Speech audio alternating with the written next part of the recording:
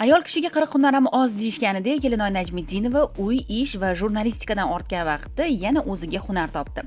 Agar siz ham sovg'ani o'z qo'lingiz bilan yasayman deydigan qizlardan bo'lsangiz, ekranga yaqinroq o'tiring va obuna bo'lib qo'ying. Videoni estetik narsalarni yaxshi ko'radigan podrashkalaringizga yuborib qo'yishni unutmang. Birinchi bo'lib, qolip, gips va boshqa qo'shimchalarni tayyorlab olasiz. Stol gips bo'lmasligi uchun albatta klonka sovoling. Qolip razmeriga qarab massani aralashtiramiz va birma-bir gramigacha to'g'rilab qo'yib olamiz. Agar havo issiq bo'lsa, bir kunda qotadi.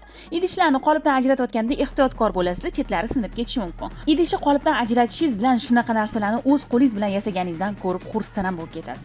Shu bilan ish tugadi desangiz adashasiz. Hammasini alohida chiqarib olgandan keyin yana 5-7 kun qotishini kutamiz. Ana undan keyin esa har bir idishni ortiqcha joylarini shkurkalab chiqib to'g'rilashimiz kerak bo'ladi.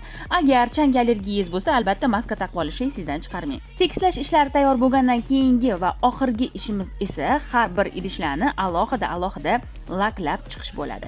Shu idishlarni yasabsiz-u, lekin nimaga ishlatiladi deb aytganlar uchun alohida aytib ketaman. Yasagan idishlarimni figurasi har xil. Qaysinidir taqinchoq solishga, qaysilaridir kis va boshqa maqsadlarda ishlatsangiz bo'ladi. Masalan, mana shu idishga men hidli shag'am qo'ydim. Ustini esa shunaqa chiroyli qilib bezatdim. Xullas, bu yog'i o'zingiz qo'lingizda. Shuncha mehnatimdan keyin esa shunaqa go'zallik tayyor bo'ldi. Ana endi bu go'zallikni estetik korobkalarga solib, sovg'aga aylantirasiz va qarabsizki, o'z qo'llaringiz bilan yasagan Pinterest sovg'angiz tayyor deydi. Xo'sh qizlarjonlar, mana endi shu go'zallikni o'z qo'linglar bilan bir marta bo'lsa ham yasab ko'rgan bo'larmidinglar, yo'qmi? Buni albatta izohlarda yozib ketinglar. Kelinoy Najmiddinovani sahifasiga esa obuna bo'lish yodingizdan ko'tarilmasin.